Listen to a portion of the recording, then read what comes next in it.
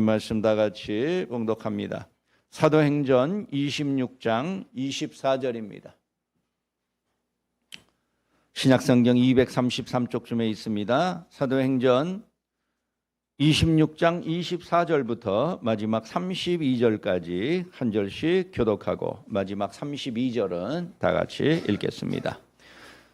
바울이 이같이 변명하매 베스도가 크게 소리내어 이르되 바울아 네가 미쳤도다. 내 많은 학문이 너를 미치게 한다 하니 바울이 이르되 베스도 각하여 내가 미친 것이 아니요 참되고 온전한 말을 하나이다. 왕께서는 이 일을 아시기로 내가 왕께 담대히 말하노니 이 일에 하나라도 아시지 못함이 없는 줄 믿나이다. 이 일은 한쪽 구석에서 행한 것이 아니니이다.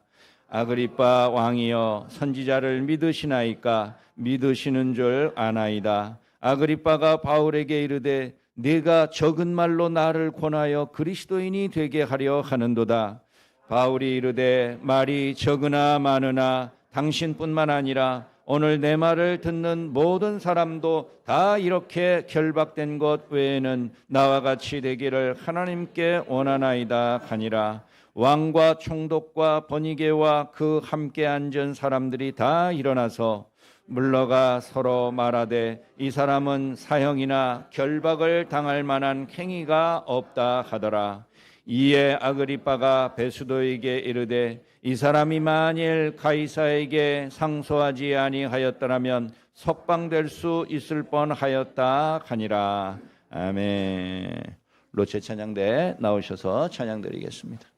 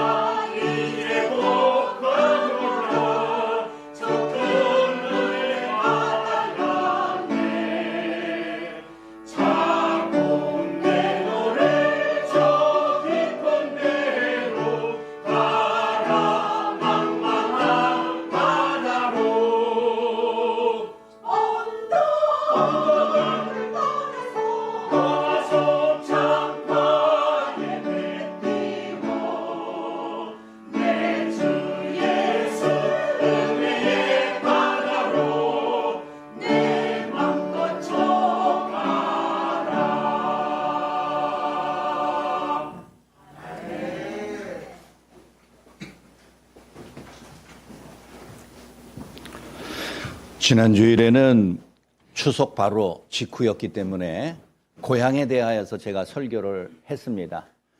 그래서 매주일 사도행전에 대하여서 쭉 강해를 하다가 지난주만 잠깐 다른 본문의 말씀을 드렸었습니다. 이렇게 한 주 건너뛰었을 뿐인데 사도 바울에 대하여서 다시 설교하고 여러분들이 말씀을 묵상하게 되니까 왠지 조금 낯설게 느껴지죠. 다시 한번 우리 사도행전의 말씀으로 돌아와서 하나님이 성령을 통해서 어떻게 그 복음을 역사하게 만드는지, 어떤 계획을 갖고서 이 땅의 구석구석에 복음이 움직이게 계획하시는지 그 말씀을 다시 한번 집중하기를 바랍니다. 사도 바울도 나이가 많아서 이때쯤 되면은 사실상 은퇴했습니다. 우리도 정년이라는 것이 있지요. 자영업하는 분들은 죽을 때까지 일한다 그렇게 생각하기도 하지만은 대개의 인간의 육체는 일할 수 있는 나이에 한계가 있습니다. 아무리 건강한 사람도 죽기 전날까지 그렇게 일할 수는 없는 노릇이에요. 바울도 오늘 말씀의 내용을 보면은 그 인생의 대부분을 다 사역을 마쳤습니다. 그래서 예루살렘에 돌아와서 전도자로서 요즘으로 말하면 선교사죠. 선교사의 삶을 다 끝내고 노후를 이렇게 조금 정리하면서 돌아보면서 글도 쓰고 책도 쓰고 홀로 기도하면서 그렇게 마치기를 원했을 것입니다. 그러나 바울이 뜻하지 않은 예기치 못한 사건에 휘말리고 또 유대인들이 자기를 그렇게까지 복수하려고 보복하려고 재판에 회부하고 또 기습해서 암살하려고 그러고 이런 참 많은 말할 수 없는 고통을 겪었습니다. 이 바울이 오늘 이 사도행전 26장에는 군 부대 안에 있어요. 로마 총독에 관할 그 부대 안에서 안전하게 있습니다. 말이 안전이지 사실상 감옥이나 마찬가지예요. 그 부대 안에 연금 상태로 그 안에 갇혀 있으니 그 인생의 말년이 얼마나 피곤하고 괴롭겠습니까? 그 기간이 무려 2년입니다. 2년 동안 정식 재판도 받지 않고 어떤 재판의 결과에 따르지도 않고 그냥 연금 상태에 있는 거예요. 느슨한 형태의 감금 상태에 있다 보니까 바울에게는 하루가 정말 1년처럼 여겨졌을 것입니다. 그러나 그 2년에 참 어떻게 보면 덧없는 시간 동안에 바울은 자기가 혼자 버려졌다 그런 생각은 하지 않았어요. 바울은 자기의 평생을 복음과 함께 살아왔던 사람입니다. 복음으로 사명을 받았고 복음의 사명을 끝까지 완수하고 자기의 달려갈 길을 다 마쳤다. 자기가 그렇게 고백할 정도였습니다. 하나님은 마지막 2년 동안에도 함께 하셨어요. 아무도 새로운 사람을 접촉하지 않았음에도 하나님이 복음에 대한 열정을 바울에게서 거두어 가지 않으셨다는 거예요. 과연 하나님은 예루살렘 성전 안에만 갇혀 계신 분이 아니라 성전 밖에도 예루살렘 밖에도 이 이방인들이 진을 치고 있는 칼과 창으로 무장한 그 군부대 안에서도 똑같이 역사한다는 것을 사도 바울이 깨닫는 귀한 기회가 되었던 것이에요. 우리가 어떤 권력을 눈앞에 두면은 다들 무서워합니다. 여러분 경찰서에서 출두하라, 조사받으라 그런 거 한번 받아본 적 있으세요? 저는 없지만 여러분들도 대부분 없을 거예요. 그러나 옛날에 10여 년 전에 노예의 어려운 문제 때문에 제가 몇 사람하고 경찰청에 찾아가서 아주 고위 간부를 면담을 해서 부탁을 하고 좀 알아보고 받아달라고 그렇게 했던 적이 있어요. 난 처음으로 경찰청 본부에 가봤어요. 들어가는 입구부터 벌써 위압감이 탁 느껴지는 거예요. 경찰이야말로 국가 공권력의 상징 아닙니까? 드나드는 문들이 다 철문이에요. 그래서 아마 닫힐 때마다 얼마나 요란하게 쾅쾅 소리가 나는지 내 막 가슴이 철렁 진짜 내려앉는 것 같아요. 내가 잘못해서 온 것은 아니지만 그래도 권력 앞에 나아가서 무엇인가를 말하고 대화하고 내 의견을 얘기할 때 사람이 위축되지 않을 수 없습니다. 거기에 내가 조금이라도 죄를 지었거나 어떤 의심을 받거나 이러면은 더 속된 말로 쫄겠지요. 바울이 지금 그런 상태란 말이에요. 권력 앞에 서 있어요. 아무도 자기를 도와주고 변론해주고 자기 편에 서 있는 사람이 없습니다. 권력 앞에 선 복음 전도자의 모습이요. 더 나아가서는 복음 그 자체라고 할 수 있습니다. 오늘 여기에서 복음이 어떻게 역사합니까? 첫째, 권력 앞에서도 복음은 당당함을 우리에게 보여주고 있어요. 바울은 지난 2년 동안 이 감옥 아닌 감옥에 갇히면서 많은 어려움을 겪었습니다. 그런데 그 지난 2년 동안 총독이 바뀌었어요. 로마에서 이쪽 지역으로 보낸 총독이 벨릭스라는 사람이었는데 임기가 정해져 있을 거 아니에요. 임기를 마치고 가고 새로운 총독 베스도라는 사람이 부임을 했습니다. 어떻게 보면 전임 벨릭스 총독이 바울을 이 군부대에 2년 동안 붙잡아 놓은 것도 골치 아픈 문제를 자기가 처리할 자신이 없고 그럴 필요가 없고 차일피일 미루다가 임기가 끝나고 자기는 본국으로 돌아가면 끝이에요. 다음 사람이 이걸 떠안는 그런 요령을 부렸던 것이에요. 베스도라는 사람은 총독으로 새롭게 부임했는데 그 주변이 전부 유대인과 이방인들이 섞여 사는 곳이에요. 유대인들에 대하여 아는 게 하나도 없어요. 유대인들이 믿는 종교 유대교에 대해서 모세의 율법에 대해서 아는 것이 아무것도 없었습니다.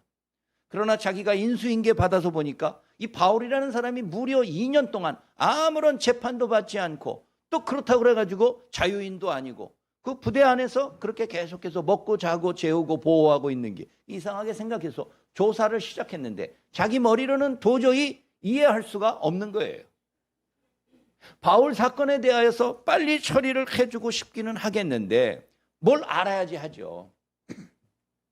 우리가 잘 아는 대로 바울은 로마 시민이었기 때문에 자기는 로마에 가서 정식으로 로마 당국으로부터 재판을 받겠다. 그렇게 신청을 했어요. 그렇게 상소장을 제출을 했어요. 그래서 바울을 로마로 이제 보내야 되는데 사람만 보내면 뭐합니까? 서류를 써서 같이 보내야 할 거 아니에요. 이 사람은 무슨 일 때문에 이렇게 고소를 당하였고 이 사람의 주장은 무엇이고 그래서 우리의 생각은 이렇다. 이런 보고서를 함께 써서 로마로 보내야 되는데 총독이 그것을 쓸 자신이 없는 거예요. 아는 게 없어요. 마침 이 베스도 총독이 부임차 예루살렘에 갔다가 대제사장과 율법주의자들을 만났습니다. 그 사람들이 베스도 신임 총독을 붙잡고 왜 바울 사건을 우리가 고소한 사건을 이렇게 자꾸 차일피일 미루냐? 빨리 처리해달라. 이런 얘기를 들었어요. 다시 자기가 있는 가이사랴 본부로 돌아온 총독이 이제는 바울을 불렀어요. 예루살렘에 갔더니 너를 고소한 사람들이 아직도 고소를 취하하지 않고 너에 대한 처벌을 강하게 요구하고 주장을 하는데 네 입장은 뭐냐? 총독이 또 물었어요. 바울이 자기 개인의 입장을 이 총독에게 다 말을 했지만 총독이 그래도 이해하지 못하는 거예요. 생전 처음 보는 율법과 다른 종교에 대한 재판에 대하여 이 사람이 알 리가 없어요. 그러던 차에 25장 13절에 보면은 그 지역을 다스리는 아그리빠라는 왕이 이 총독이 부임했다라는 이야기를 듣고서 인사차 방문했습니다. 이 아그리빠가 누구냐면 헤롯이에요. 헤롯. 여러분 많이 이름 들어봤죠? 헤롯.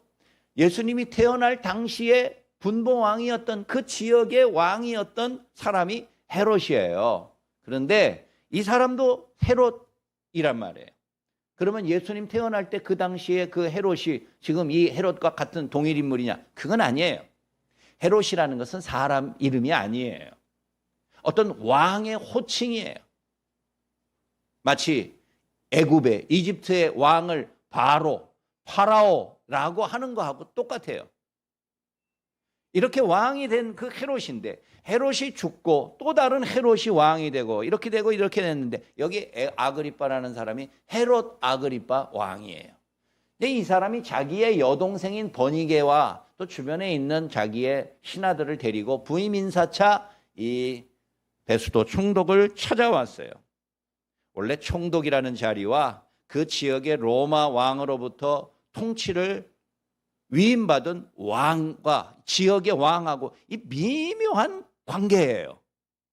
군사와 치안의 담당은 재판권은 총독에게 있는데 일반적인 행정적인 처리는 왕에게 있어요. 그러다 보니까 서로 중복되는 일들이 많으니까 관계가 서로 좋을 때는 잘 협의가 되지만 관계가 안 좋을 때는 서로 경쟁 관계에서는 서로 싸우고 음해하는 일들이 많았어요. 어쨌든 베수도 총독의 입장에서는 자기가 이해할 수 없는 바울 사건에 대하여 아그리빠 왕은 오랫동안 이 지역에서 태어나서 이 지역에서 왕으로 다스리니까 훨씬 자기보다 이해가 빠르겠다 생각해서 도와달라고 도움을 청했습니다. 그랬더니 이 아그리빠 왕도 바울에 대한 사건을 익히 들어서 알고 있었어요. 그 잘 됐습니다. 나도 바울이라는 사람이 도대체 어떻게 생겼는지 내가 좀 보고 싶고 유대인들이 왜 그 한 사람을 잡아먹지 못해서 안달을 벌이는지 이유를 알고 본인에게도 내가 좀 듣고 싶은 호기심이 있습니다. 라고 그래서 드디어 총독이 있고 왕이 있고 왕의 동생과 그 신하들 권력자들이 쫙 있는 모인 곳에 바울을 부른 것입니다. 바울이 권력자들 앞에 선 거예요. 얼마나 떨리겠어요. 바울이 담대한 사람이기는 하지만 이 권력자들에게 잘못 보여서 좋을 게 하나도 없거든요. 이 권력자들 앞에서 내가 어떻게 나 자신을 변론할 것인가? 어떻게 내가 믿고 있는 이 복음을 그 사람들에게 납득시킬 것인가? 바울도 근심과 고민이 많아요. 위축되고 그들이 원하는 대로 대답하고 그래서 하루속히 석방되거나 형량을 줄이기를 원하는 것이 사람의 모습이에요. 권력 앞에 다 비굴해지고 무릎 꿇는 것이 연약한 한 인간의 모습이라는 거예요. 얼마 전 2019년 3.1운동, 3.1 만세운동 벌어진 지 100주년 되는 해에 한국 천주교에서 대국민 사과문을 발표했어요. 3.1운동 100년 만에 사과문을 발표했어요. 그 내용은 무엇이냐? 3.1 만세 독립운동을 할 때 천주교가 외면했다는 것을 회개하는 거예요. 그 당시 한국 천주교는 일제 권력자들과 서로 결탁을 했어요. 그래서 우리가 권력에 대하여 비판하지 않을 테니까 우리가 신앙생활하는 것을 지켜 보호해달라. 서로 이렇게 합의했던 거예요.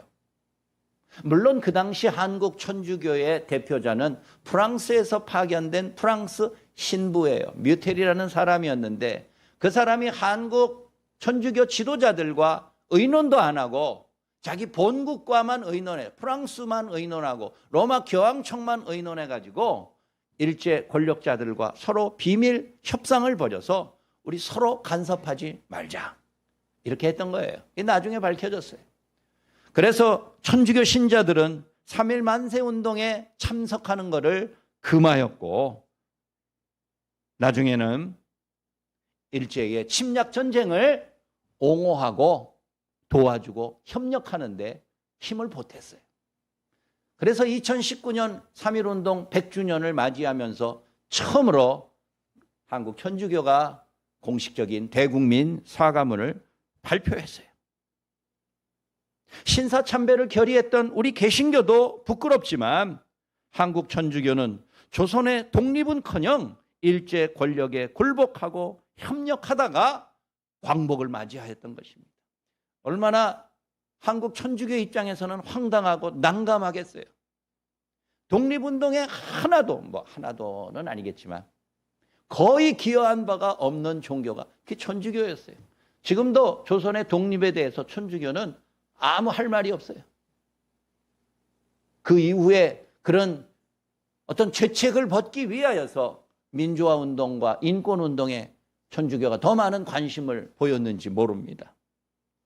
3.1 만세 운동 때 서명하였던 지도자 33명 중에서 기독교인이 절반인 16명이에요.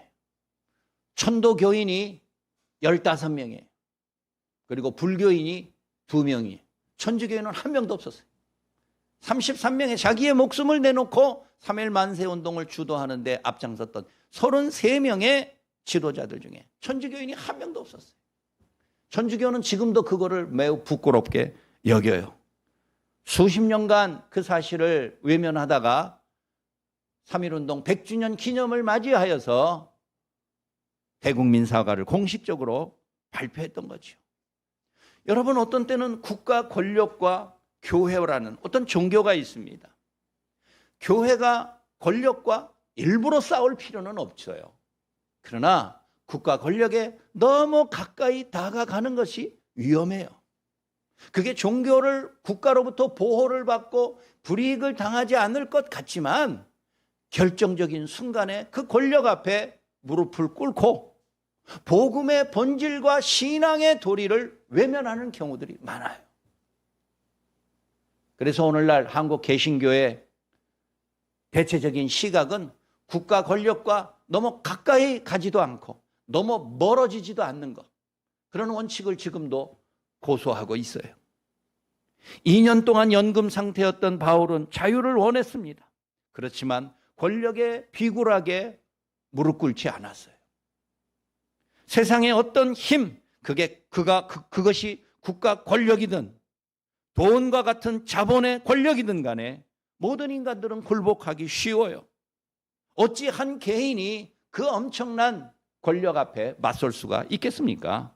바울의 목숨이 2개도 아니고 그도 많은 고난과 고통을 다 겪어서 자기 말년에는 좀 편안하게 살고자 하는 인간적인 본능도 있었을 것입니다. 이해 못할 바는 아니에요. 그럼에도 바울이 그 권력자들 앞에서 담대하고 당당할 수 있었습니다. 위축되지 않았습니다. 그것은 그의 성격 때문이 아니에요. 성격이 좀 그런 사람이 있어요. 남에게 절대 사과하지 않고 미안하다고 말하지 않고 양보하지 아니하는 그런 대쪽 같은 사람이 있는데, 그런 성격의 사람들은 그것이 또 장점이 되기도 하지만 어떨 때는 결정적인 단점과 불이익의 원인이 되기도 하잖아요. 바울은 자기의 성격 때문에 권력 앞에서 담대한 것이 아니라 하나님의 약속 때문이에요. 하나님의 약속 때문에.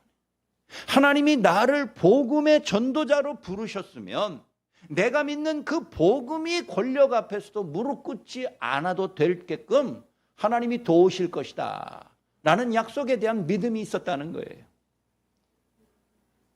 바울의 성격이 대단하면 얼마나 대단하겠어요. 로마 권력 앞에, 왕의 권력 앞에 수많은 권세와 힘을 가지고 있고 손가락 하나로 살리기도 하고 죽이기도 하는 그 권력자들 앞에서 자기도 더 살고 싶은 욕망은 있었지만, 그러나 내가 가진 사명은 하나님께로부터 받은 약속이니 그 약속이 온전하게 이루어질 것을 믿고서 권력 앞에 무릎 꿇지 않고 담대할 수 있었다는 것이에요.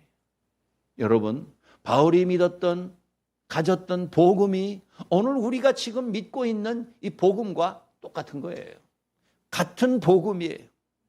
어떤 사람은 그 복음을 가지고 권력 앞에서도 담대하게 온전하게 서 있었는데, 우리는 그 권력 앞에 무릎 꿇고 두려워하고 위축되고 복음을 스스로 감추기에 급급하다면 이 얼마나 부끄러운 일입니까?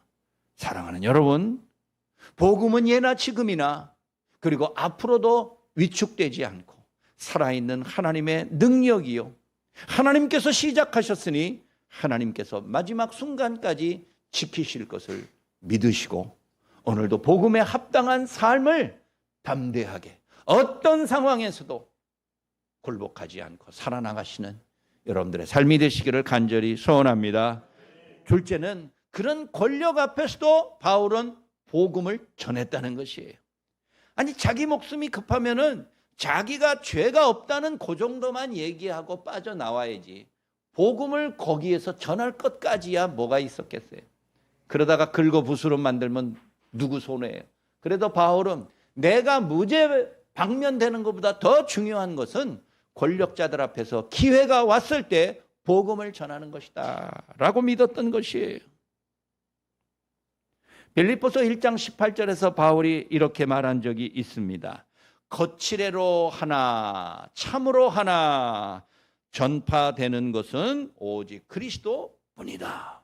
이게 무슨 말이냐? 내가 이렇게 생각해서 이렇게 하더라도, 내가 반대로 생각해서 그렇게 하더라도 결과적으로 어떻게 하든지 간에 하나님은 그리스도가 전파되도록 주장하신다. 그런 뜻이에요. 바울이 권력 앞에서 비굴하게 행하던, 권력 앞에서 이렇게 행하던 저렇게 말하던 결국은 전파되고 나타나야 될 것은 그리스도의 능력이요 그리스도의 부활의 소식이니 내가 기왕의 권력자들 앞에 있을 때 하나님의 이 놀라운 복음을 그들에게 증거하리라. 이게 바울의 마지막 사명이요 소명이라고 말할 수 있었던 것이에요. 그렇습니다, 여러분. 복음 전도자 바울은 자기 자신을 짓누르는 권력 앞에서도 하나님께서는 어떤 방법을 쓰시든지 복음이 전달될 것을 믿었어요. 그리고 그 하나님이 이 권력자들에게 복음을 전하는 수단이 바로 자기 자신임을 깨달은 거예요. 지금 자기 혼자 서 있어요. 모든 사람들은 눈을 부릅뜨고 귀를 열어서 바울을 주시하고 있어요. 아무도 바울을 도와주는 사람 없어요. 바울은 오직 자기를 통해서만 복음이 증거된다는 것을 알았기 때문에 그 사명과 그 기회를 외면하지 않았던 것이에요. 바울과 관련된 예루살렘의 논란에 대하여서 아그리빠도 잘 알고 있었어요. 바울을 만나자마자 깊은 관심을 가졌어요. 야, 당신이 그 유명한 논란의 인물 바울인가 보구나. 자유롭게 대화할 수 있는 기회를 얻었어요. 바울에게도 기회는 기회지요. 그러면 바울은 왕에게 무엇을 말하면 될까? 바울에게 주어진 이 복음의 본질은 무엇인가? 오늘 우리가 읽지 않았지만 오늘 말씀 8절에 보니까 이렇게 바울이 그 권력자들에게 말합니다. 당신들은 하나님이 죽은 사람을 살리심을 어찌하여 못 믿을 것으로 여기나이까? 무슨 말입니까? 권력자들 앞에서 바울이 말하는 것은 하나님이 죽은 자를 살리시는 부활의 능력이 있다는 것을 당신들은 믿으라 라고 말하는 거예요. 지금 자기 죄를 변명하고 빠져나가는 게 중요하잖아요. 나중에 기회가 되고 살아나면 그때 가서 복음 전하면 되겠지요. 그러나 바울은 자기의 무죄를 주장하고 빠져나갈 방법을 말하는 게 아니라 다시 한번 주어진 마지막 기회에서 복음의 본질이요 핵심 중에 핵심인 부활에 대하여서 그들에게 증거했어요. 당신들은 부활을 믿지 않고 오직 현실만 믿고 오직 눈에 보이는 것만 믿는데 그것이 당신들 지도자 권력자들의 모습입니까? 왜 부활을 믿지 못합니까? 바울이 그렇게 이야기를 했어요. 그것이 부활에 대한 소망이에요. 여러분, 부활에 대한 사상은 우리 기독교의 핵심 중에 핵심이에요. 창조와 더불어서 부활은 우리 기독교의 믿음의 가장 기본이에요. 내가 하나님이 세상을 창조하셨으면 믿는데 마지막 날 내가 종말의 때 부활할 것은 믿지 않는다. 그거는 신앙이 아니에요. 기독교 신앙이 아니에요. 부활은 나에게 일어나야지 그게 능력과 은혜가 되는 거예요. 다른 사람들은 다 부활의 영광을 체험하는데 나만 체험하지 못하면 그 무슨 의미가 있습니까? 내가 얻지 못하면 아무것도 소용이 없는 거예요. 그렇습니다. 내가 부활하기 위하여서는 내가 마지막 때 하나님의 복음의 약속을 통하여 부활할 것을 믿는다면 그 전에 선행돼야 될 조건이 있어요. 무엇입니까? 그리스도의 부활이에요. 그리스도가 먼저 부활하셨기 때문에 나도 그 그리스도를 믿음으로써 마지막 날 부활할 것을 믿는다라는 것이에요. 그래서 바울이 고린도전서 15장 20절에서 말하기를 예수 그리스도의 부활은 잠자는 자들의 첫 열매가 되었다라는 거예요. 그리스도가 먼저 부활의 열매로서 우리 눈앞에 보여지자 그 뒤로부터 우리 모두도 함께 그리스도처럼 부활할 것을 의심하지 않게 되는 것이에요. 그렇습니다, 여러분. 바울은 하나님의 복음을 감옥에 가둘 수 없다라고 선언했어요. 복음의 생명력과 활력은 인간의 예상과 상상을 초월합니다.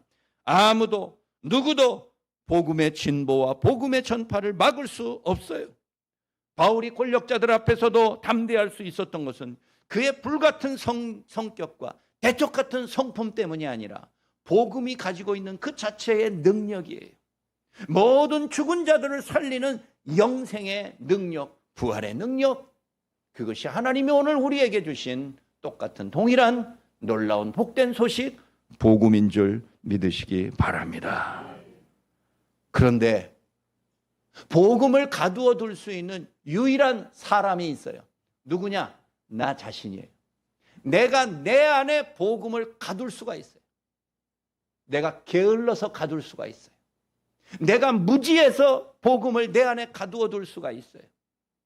내가 불신앙 때문에 믿음이 부족하여서 내게 이미 받은 그 복음의 능력을 다른 사람들 앞에 내어놓지 않고 내가 혼자 가지고 있고 내가 혼자 소유하고 있어요.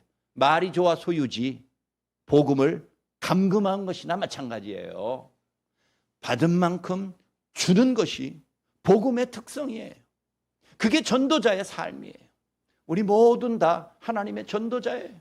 어떤 방법으로든 간에 어떤 식으로든 간에 전파되는 것은 오직 그리스도뿐임을 믿고서 내가 그 영광스러운 전파의 도구와 수단이 되기를 자청하며 기도하며 간구하는 여러분들 삶 되시기를 간절히 소원합니다.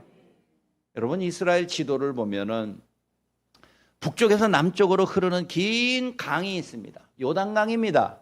우리 잘 아는 요단강이에요. 가보진 않았지만 우리 모두가 다 기억하는 요단강이에요. 그 요단강이 산에서부터 헐몬 산에서부터 눈이 녹아가지고 이렇게 남쪽으로 흘러내려올 때 첫 번째 모이는 호수가 그게 바로 갈릴리예요.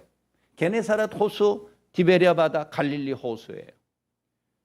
예수님께서 갈릴리 호수 주변에서 많이 활동하시고 많이 말씀하셨어요. 어떤 학자는 예수님이 그와 같은 모습을 보고서 많은 사람들에게 갈릴리 호수처럼 살아가기를 원해서 그랬을 것이다. 뭐 그렇게 해석한 분도 있더군요. 갈릴리 호수는 북쪽에서부터 내려오는 강물을 받아들여서 남쪽으로 계속해서 흘려보냅니다. 요단강을 통해서 남쪽으로 흘려보내요. 받은 만큼 흘려보내요. 그러니 호수라는 것은 원래 물이 흐르지 않는 곳 아닙니까? 큰 연못이잖아요. 그냥 물이 갇혀 있는 거예요. 강이나 흐르지. 그런데 갈릴리 호수가 늘 어적이 풍부한 이유는 북쪽에서 받은 것을 남쪽으로 보내는 거예요.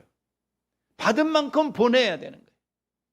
그 요단강을 통해서 남쪽으로 흘러서 맨 밑에 거대한 바다와 같은 호수가 있는데 그게 바로 사해예요. 사해. 죽을 사자 사해. 죽음의 바다예요.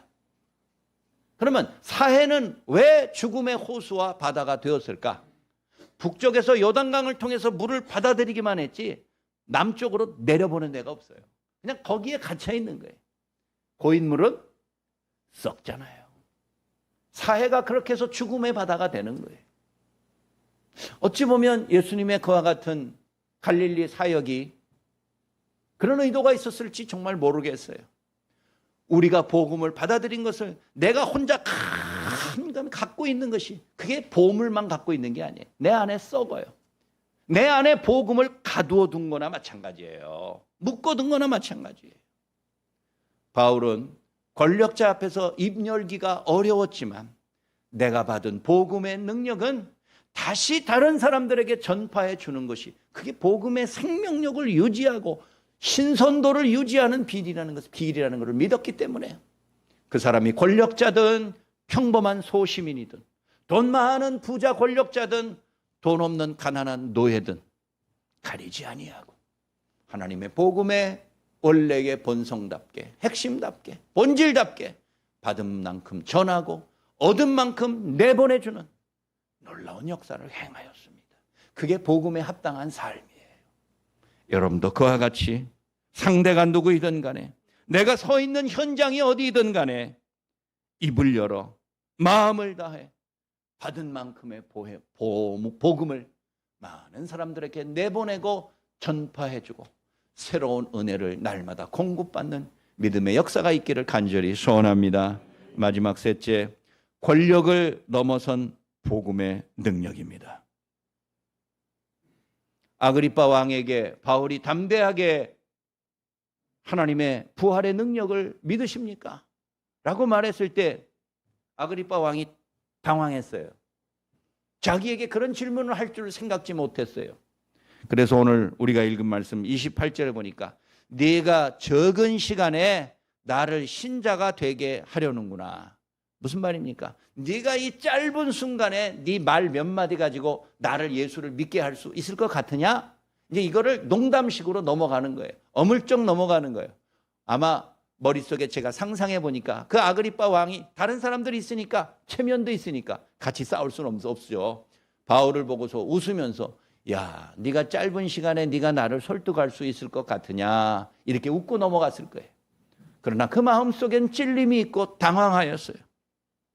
모든 대화가 끝난 후에 거기에 참석해 있던 왕과 총독과 왕의 동생과 모든 권력 있는 사람들이 모여서 의논하기를 바울에게는 어떤 불법도 죄도 의혹도 없음을 깨달았습니다. 만장일치로 의견을 모았습니다. 그러나 유대계 율법주의자들의 눈치를 살펴야 되기 때문에 바울을 석방할 수는 없었습니다. 그게 고민이에요.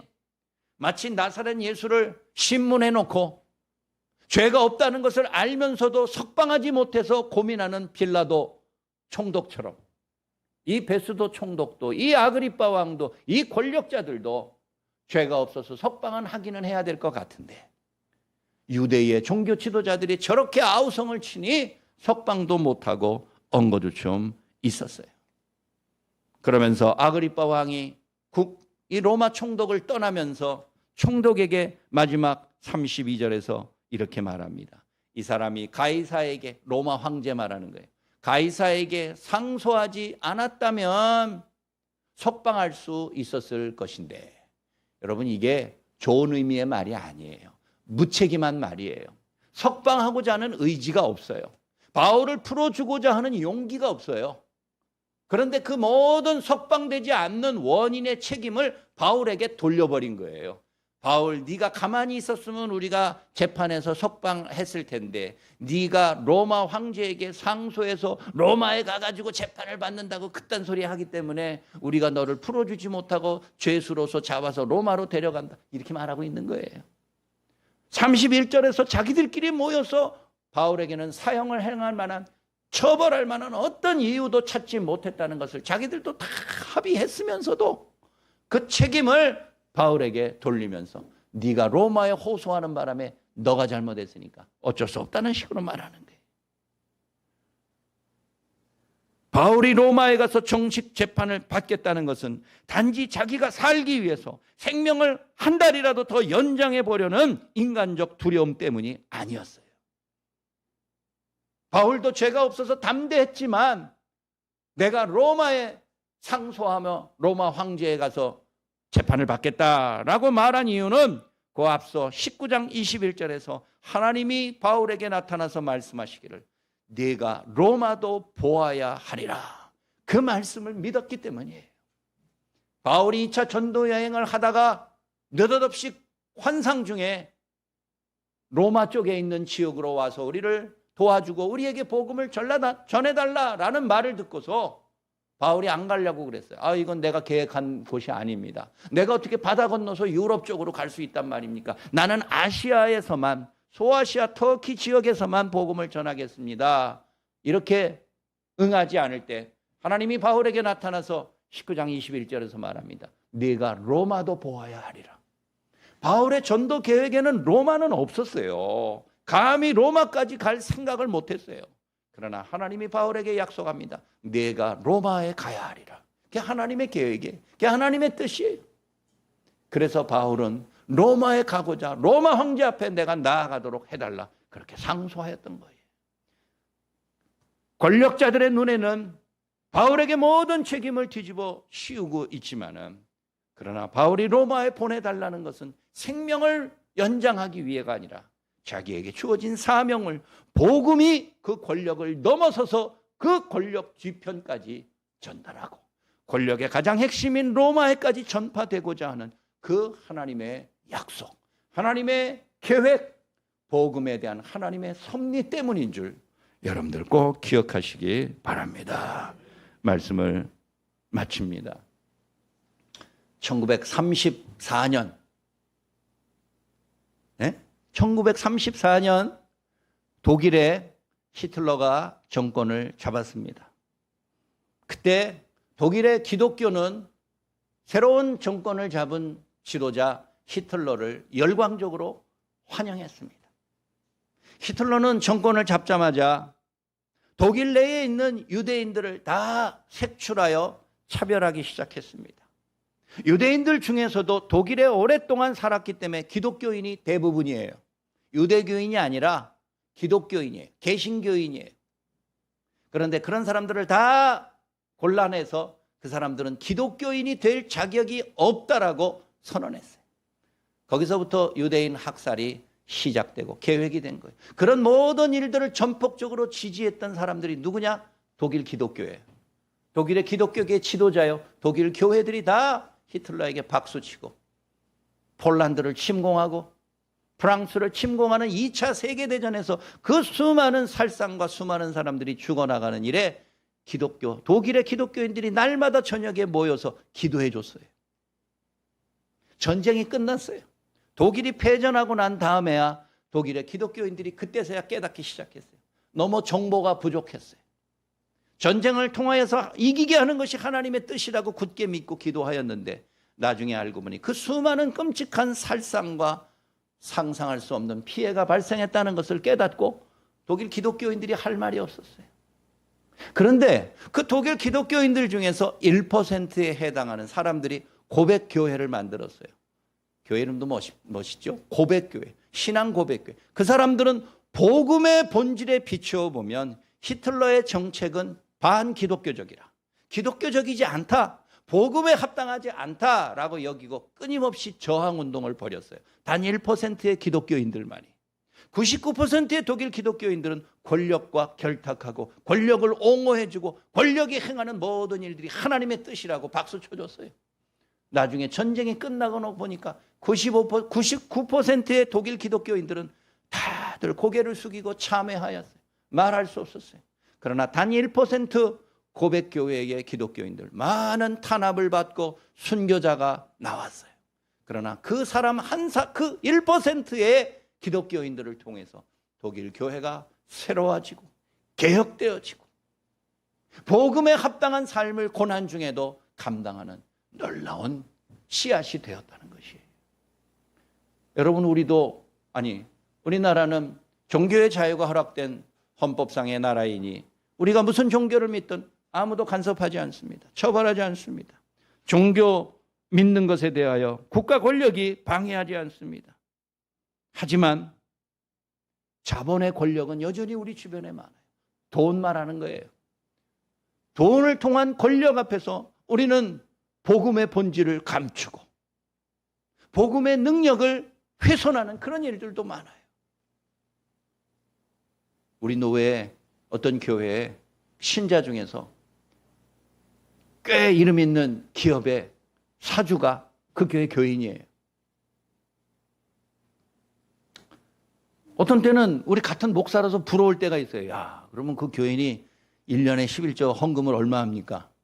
그럼 그냥 그 목사님은 웃어요. 말을 안 해요. 우리도 더 이상 묻지는 않지만. 그게 어떨 때는 부러움의 대상인 것 같지요. 그러나 그 목사님은 나름대로 고민이 있습니다. 그 자본의 엄청난 권력과 같은 그 일에 대해서 마음대로 설교하기가 껄끄러워져요. 세금 문제에 대하여서도 말하지 못해요. 돈 있는 사람들에 대하여서 사람들이 연약한 노동자들에 대한 문제에 대하여 설교하지 못해요. 그게 다 자본의 권력 앞에 무릎 꿇는 거예요. 그 목사님은 다행히 말을 해야 될 때는 하는 분이기는 하지만 여러분, 우리는 어떤 때는 권력이 꼭 경찰만 권력이 아니에요. 검찰만 권력이 아니라, 국세청만 권력이 아니라, 우리는 돈이라는 권력 앞에 누구도 자유롭지를 못해요. 오늘 바울은 공권력 앞에서도 복음의 본질을 끝까지 붙잡았는데, 우리는 그런 공권력이 우리를 핍박하지는 않지만 자본의 권력이라든가 또 다른 형태의 힘에 눌려서 복음에 합당한 삶을 살아가지 못한다면 그 우리 부끄러운 삶이에요. 오늘 말씀을 마치면서 사랑하는 여러분, 어떤 형태의 힘을 가진 자들에게 우리가 굴복하는 것은 복음에 대한 믿음과 소망을 우리가 스스로 포기하는 거나 마찬가지다.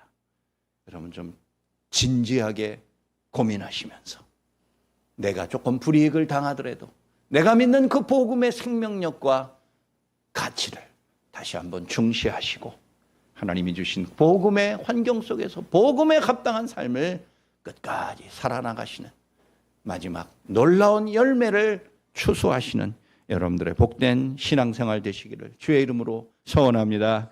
하나님 아버지, 감사합니다. 우리 모두가 평범한 소시민으로 살아갑니다. 힘없고 무력하고 연약합니다. 그러나 아버지 하나님, 내 안에 모든 것을 파할 수 있는 강력한 힘, 복음을 갖고 살아가오니 나로 인하여서는 질 수 있지만 복음으로 인하여서는 항상 승리하는 믿음의 삶 되게 하여 주옵소서. 권력이 우리를 핍박하고 우리의 복음과 우리의 믿음의 신앙생활을 간섭하고 억누를 때 능히 그것을 깨쳐나갈 수 있는 용기와 믿음을 더하시고 복음 자체가 갖고 있는 그 위대한 힘과 능력을 의지하여 하나님의 도우심을 체험하는 믿음의 삶 되게 하여 주옵소서. 자비로우신 아버지 하나님, 우리에게 주신 이 복음의 감격과 소망 안에서 승리하는 우리들의 매일매일의 삶이 되기를 간절히 바라옵고 예수 그리스도의 이름으로 기도하옵나이다. 아멘. 다 같이 일어나셔서 찬송가 518장 부르겠습니다.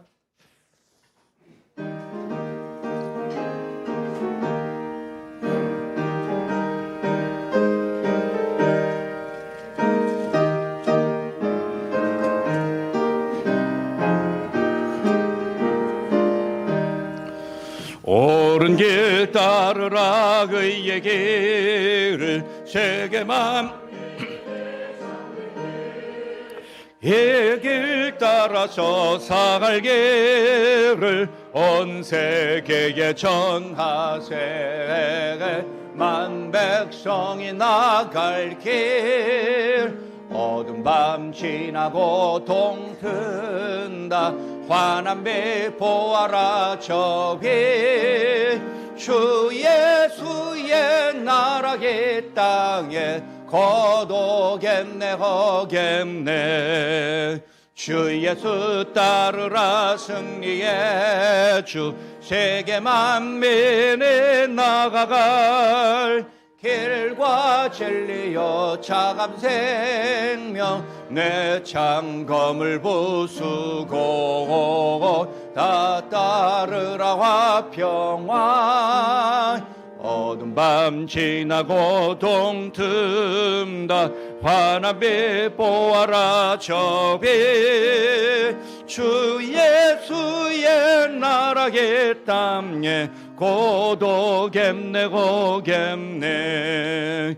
놀라운 이 소식 알리어라 세계 만민을 구하려. 내 주 예수를 보고 내신 참사랑의 한단 디기긴 만 백성이 나갈 길 어두운 밤 지나고 동튼다. 환한 빛 보아라 저 빛 주 예수의 나라 이 땅에 고도겠네 고겠네.